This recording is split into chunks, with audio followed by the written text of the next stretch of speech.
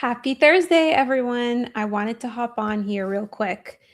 If you are a director, VP, senior individual contributor with more than 15 years of experience, and you find yourself rambling when it comes to selling yourself in interviews, or even when it comes to advocating for yourself in order to get a promotion, this is for you. I have been coaching professionals for the past 6 years. And one of my specialties, other than helping professionals identify what their value proposition is and their sweet spot, is actually learning how to tell their story. In fact, I have created my entire program around storytelling because I do believe that as a professional, you need to know who you are through your story. To be human is to actually have a story. And when people tell me I don't have a good story or I'm not a great storyteller, I don't believe them because human beings are basically the only species on the planet who are actually storytellers. Okay.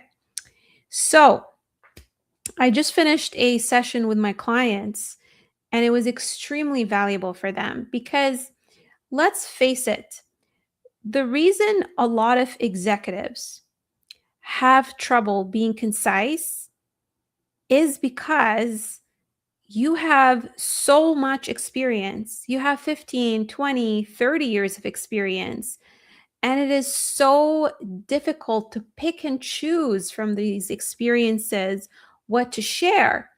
And one of the mistakes that I find that my clients go through and that I've just seen in the session that I just did is what I call information hoarding.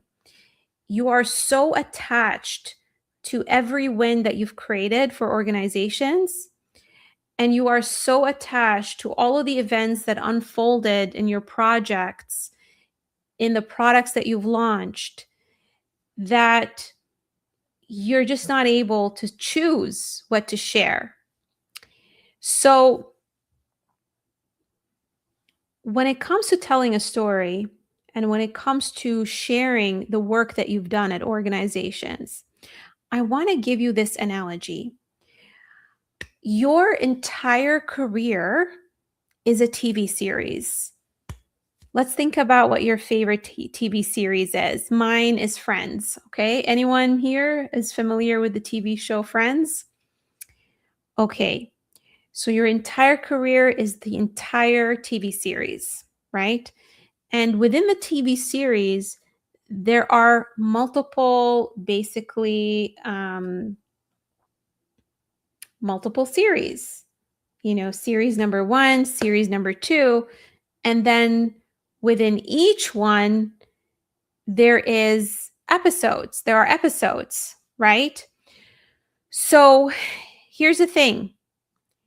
In a single company, you've launched so many projects and products. That's basically an entire season.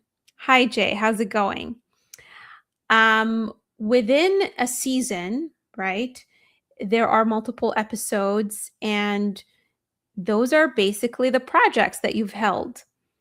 And within each episode, there are multiple scenes and events. Now, what do you all do in an interview?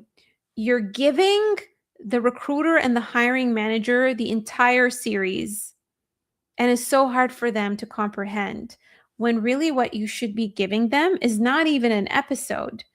You're giving them, yes, seasons. Thank you so much for helping me out. Yeah.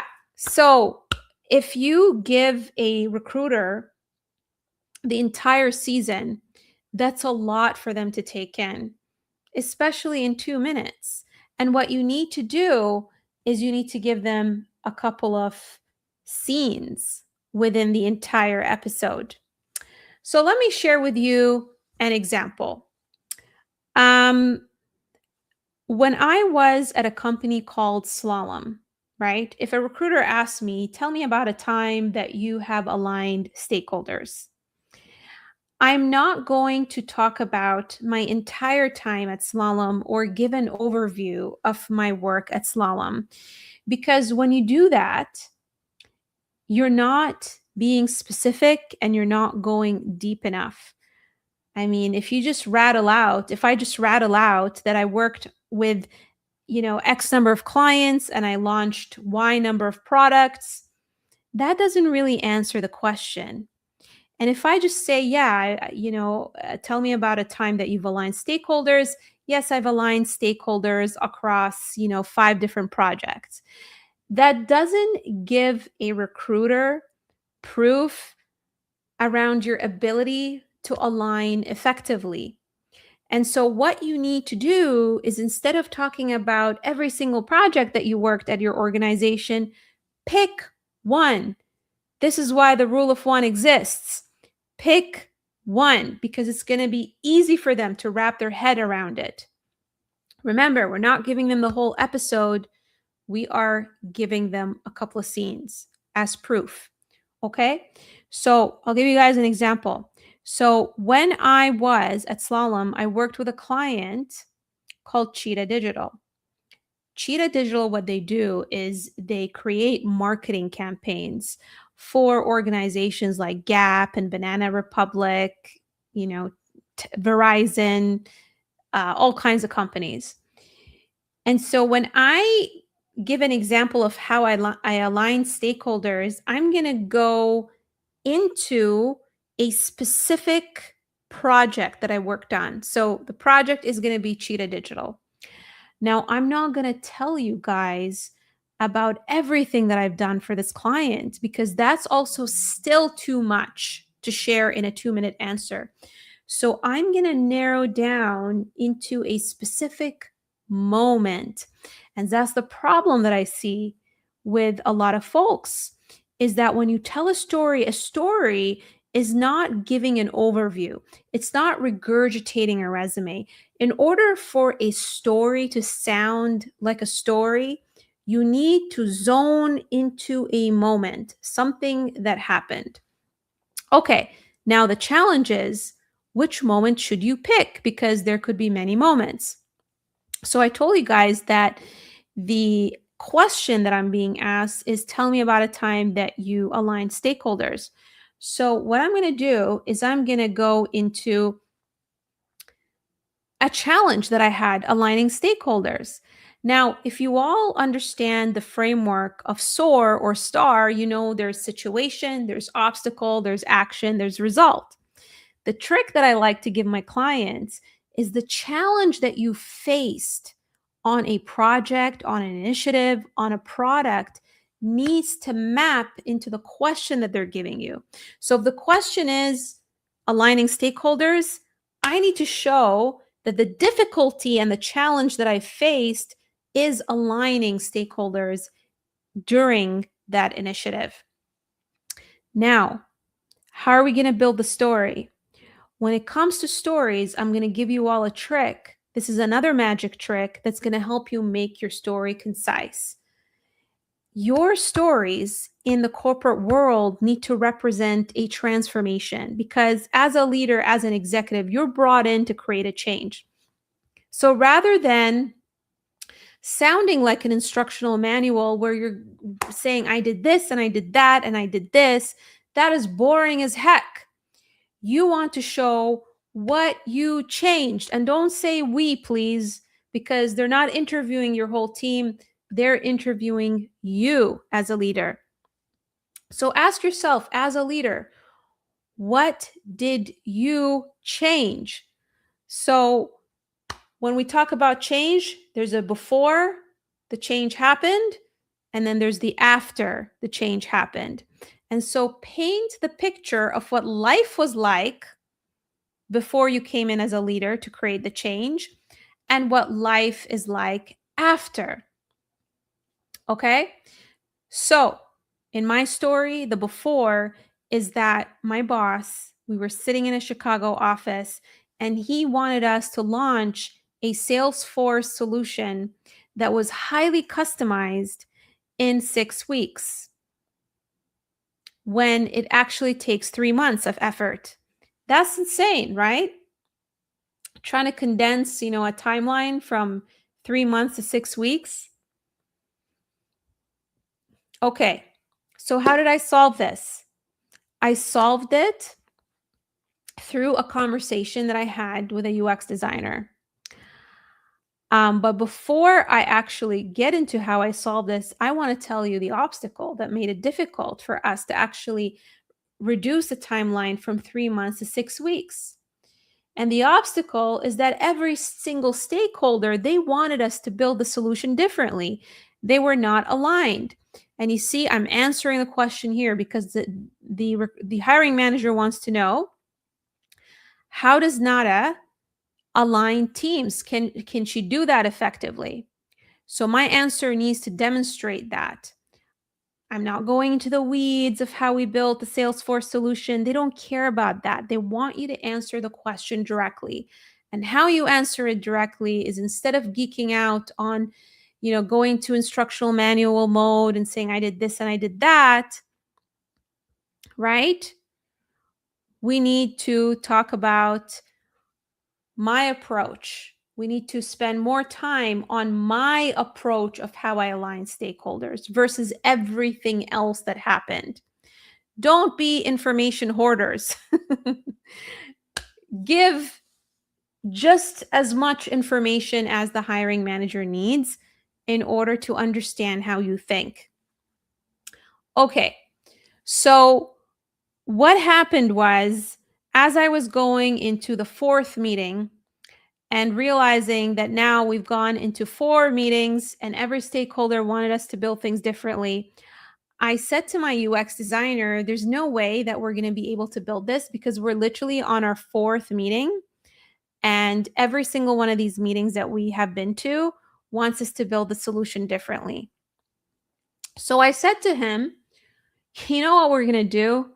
We are going to tell the developers to just build the out of the box solution as we're gathering our requirements. And I bet you by the time that we finish building the out of the box solution, the stakeholders are still going to be arguing about how they want their workflow done and differently. So the developers went ahead, they finished building the solution. I was right. They were done in like 3 weeks. I walked into the VP's office and I said, hey, we finished building the entire out of the box solution. And he said to me, you know what? Screw this. We are not customizing the solution by 70%. We're only going to customize 30% of the solution. And that's how we were able to launch the product in 3 weeks instead of, or rather in 6 weeks rather than 3 months. Now, why am I sharing the story? I'm sharing it because when it comes to aligning stakeholders, the best way to align stakeholders is give them something to respond to. You see how I told the story? It's not long-winded. I didn't go into the details of how we built, the solution. I just shared the part that matters to the recruiter or the hiring manager, which is, are you good at aligning teams? And when you align them, what is your approach? Now, notice another thing that I did very well is I shared a conversation that made the story come to life. And I zoned into a specific moment, which is the moment that I was having that conversation with the UX designer after the 4th meeting that we've been to and we're exhausted. And I gave him that idea of, let us just get the team to develop this in parallel while we're gathering requirements. So you see how I did that? And that is a magic trick that I give my clients. Now, I'm sharing this with you. You can use the framework right away. But the thing that you're going to struggle with is you're not going to have someone giving you feedback. In theory, it seems easy when I'm teaching this framework, but putting it into practice is the hard part.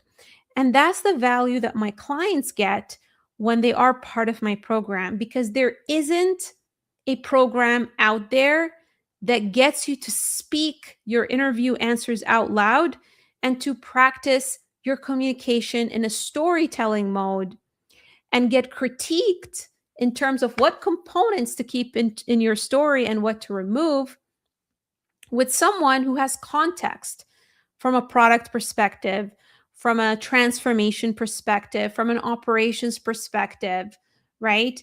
I mean, I have clients from different industries. I've had a client who recently landed a hospitality, offer. He's a hospitality leader. I have a client who landed a director, role recently. I have clients who are operations leaders. I have clients in academia. I have clients in healthcare. But the reason I'm able to understand my clients' stories and give them feedback is because as a consultant, I worked across multiple industries and was a transformation leader. And that is why I have the context and I'm able to critique versus a recruiter who may not have worked in the corporate world, or a recruiter who may not have been on complex initiatives or worked in Fortune 500 organizations. It's very difficult for them to actually give you that feedback because they don't have the context. They're not able to ask you the right questions to help you remember what you've done. They're not able to help you connect your story to what role you're targeting. Now, the other reason why, my clients get amazing results. In fact, I've had a client who literally only applied to 9 jobs, only 9, and he got an offer. Why? Because his messaging and his branding was strong, because his communication was strong. And by the way, guys, communication is not just about what you share in an interview, because the hard part right now for a lot of people is even getting the interview. And when you have been an executive for many years at an organization, you might have been able to move around in your career without looking for a job. Maybe through referrals, maybe through your network, maybe you got poached. Well, you know what? That's the old days.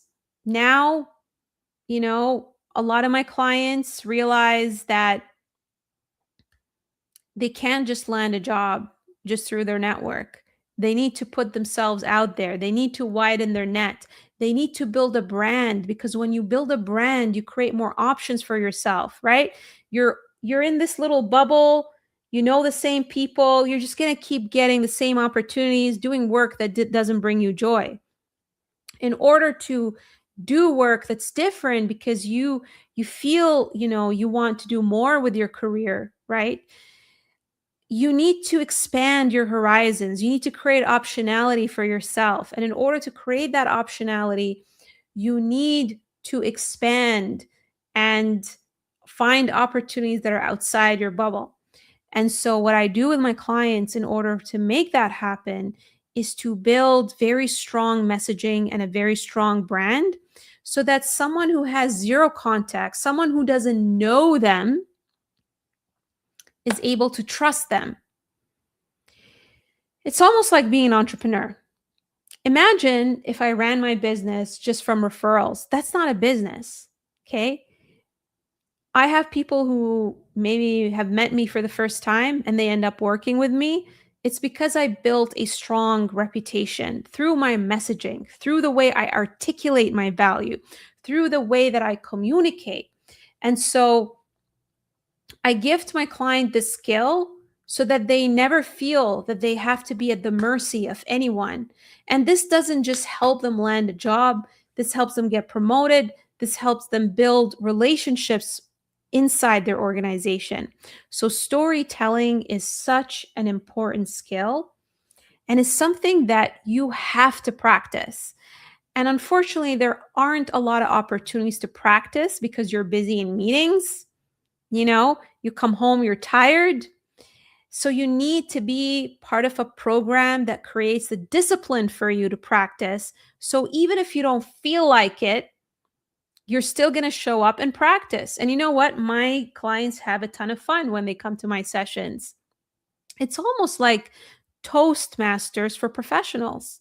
They learn from each other, they hear each other's stories, and the more they practice, the more natural it becomes for them to be able to communicate on the spot and tell amazing stories. Okay,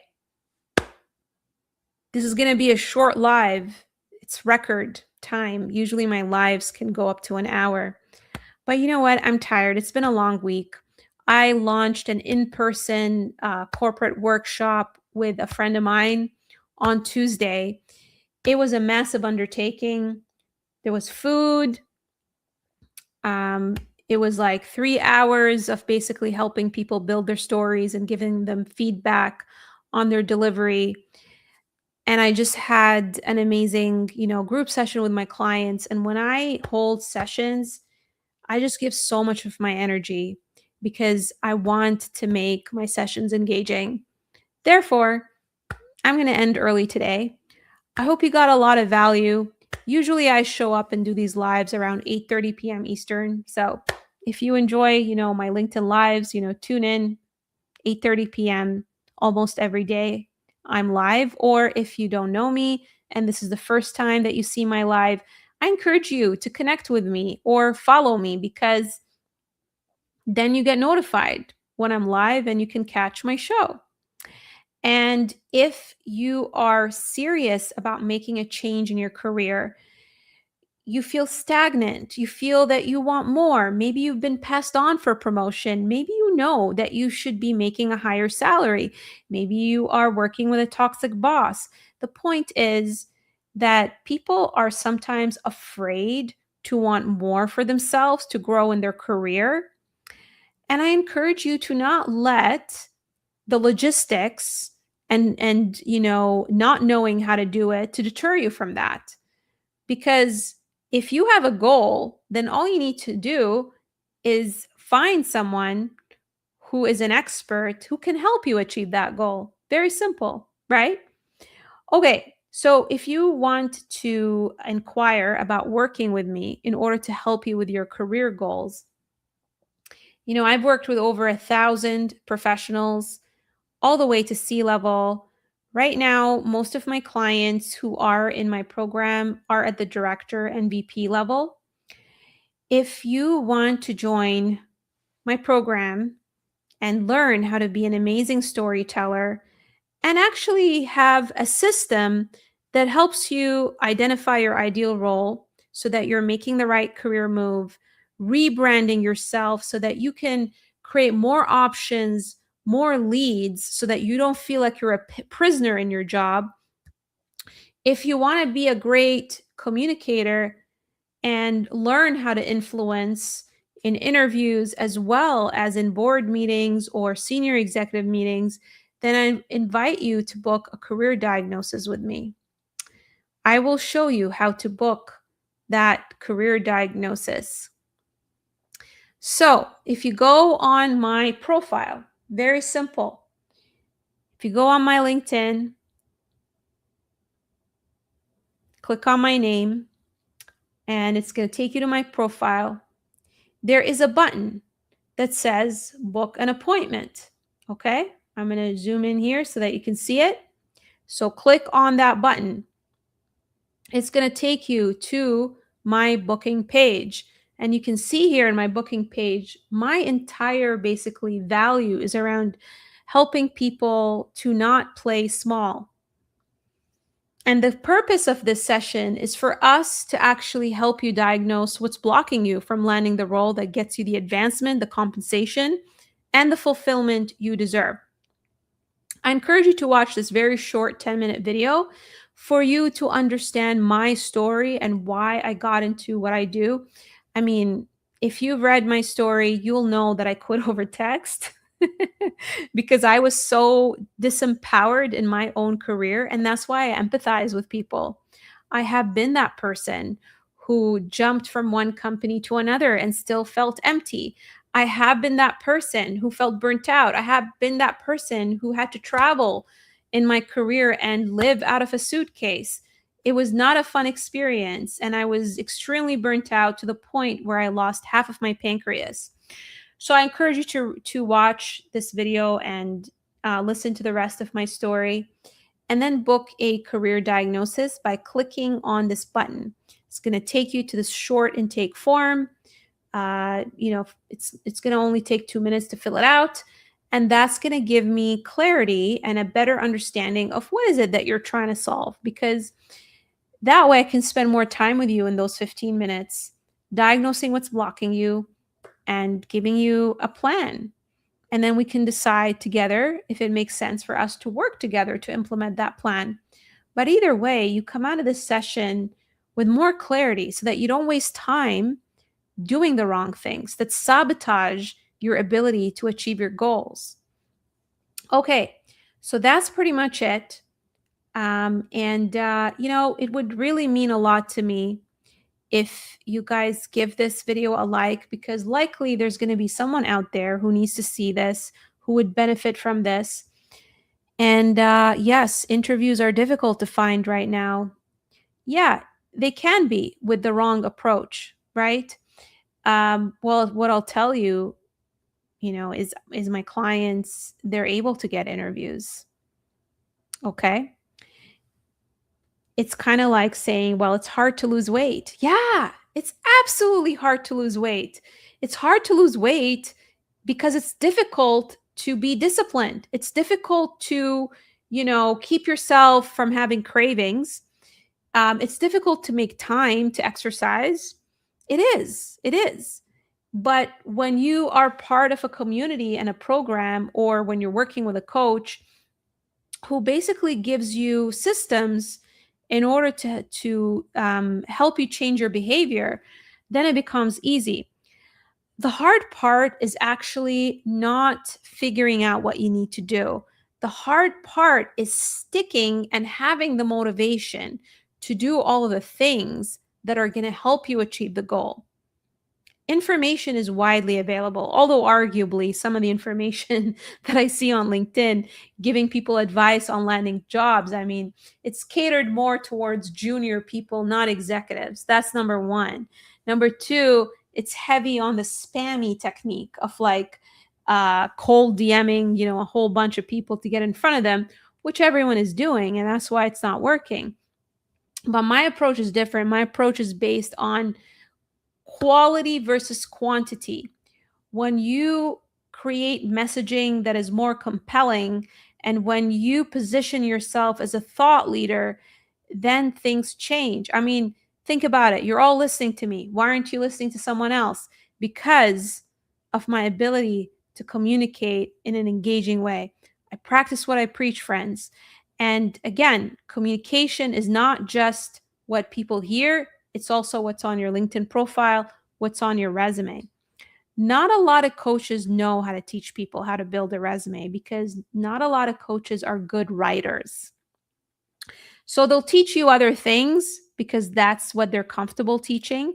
They'll teach you cold DMing. They will teach you spamming people through email.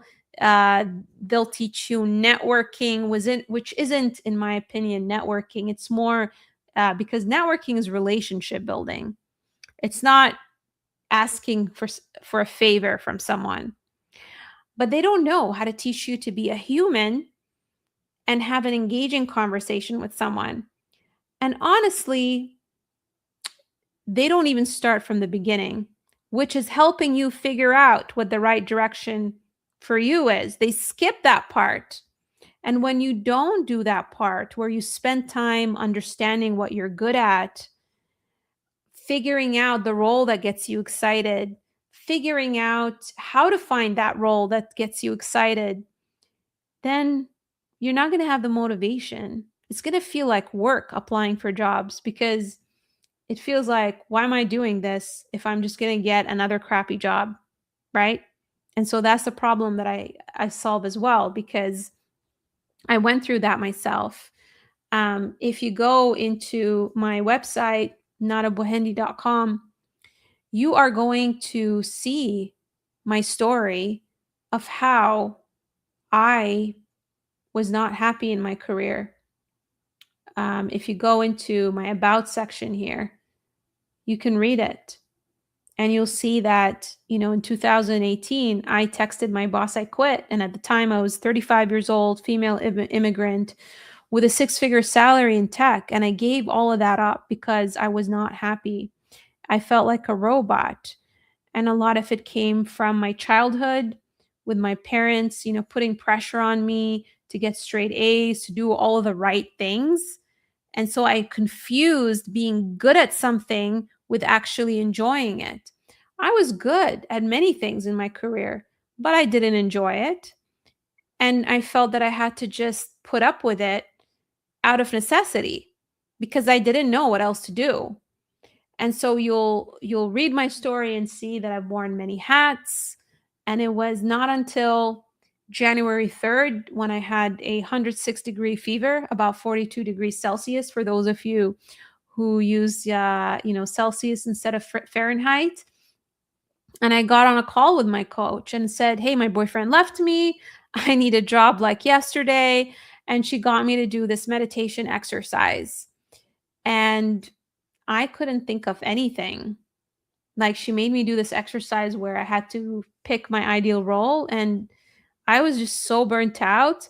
All I could think of was dancing salsa on a beach in Miami. And fortunately, the next day, it all sunk in, and I realized that what I wanted to be was actually a coach. And so that's pretty much my story. And actually, in during the pandemic, when I landed my first client, he was from Nigeria, and recruiters were lowballing him $75,000 offers when he was a head of IT, just because he didn't have the quote unquote Canadian experience. So, with my help, he ended up landing a $200,000 offer at a big tech company. And this is why today I do what I do. You know, I brought in 15 years of experience from tech and transformation at large organizations. And I channeled that into helping over 1,000 clients navigate career transitions. And the irony of all of this is that I actually use my transferable skills, because part of what I used to do in the corporate world is I used to lead massive transformations. We're talking up to $1 billion transformations, companies who are going through a big change. And now I help my clients go through personal transformations. So it is my specialty, helping people navigate change. Okay, I hope you all have a great night. And like I said, if you need help, book a career diagnosis with me and we can talk if we're a fit or not. Bye, friends.